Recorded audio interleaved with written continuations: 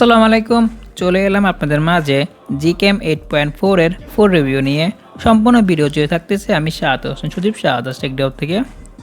কিছুদিন আগে GCAM 8.4 release করা হলো, তো আমরা দেখে নিই আমরা GCAM 8.4 এ কী পাচ্ছি। বরাবরের মতন night sight, portrait, camera, video এবং কি মোডসের মতন অপশন থাকছে। GCAM 8.4 এর নাইট সাইটটা ঠিক মতন কাজ করতেছে কোনো সমস্যা ছাড়াই। ছবিতে আপনারা যথেষ্ট পরিমাণে ডিটেলস এবং কি শার্পনেস পেয়ে যাবেন। আর ভিডিওর লাস্টের অংশে থাকতেছে কিছু ছবি এবং কি ভিডিও স্যাম্পল।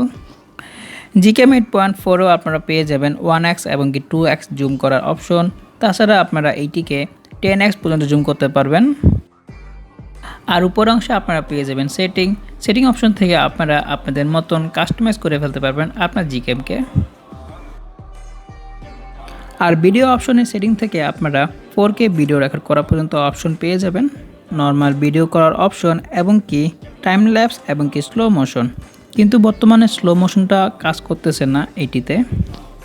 আর মোস্টে থাকছে প্যানোরামা এবং কি ফটো স্পেয়ারে অপশন, দোনোটা ঠিক মতন কাজ করতেছে। সো আমরা কিছু ছবি এবং কি ভিডিও স্যাম্পল দেখে আসি GCAM 8.4 এর। আর আমার হাতে এই ফোনটি হলো Mi 11X। আর এই ফোনটি বর্তমানে রান করতেছে Android 11। Android 10 এর উপরে সবগুলো ফোনেতে সাপোর্ট করবে GCAM 8.4।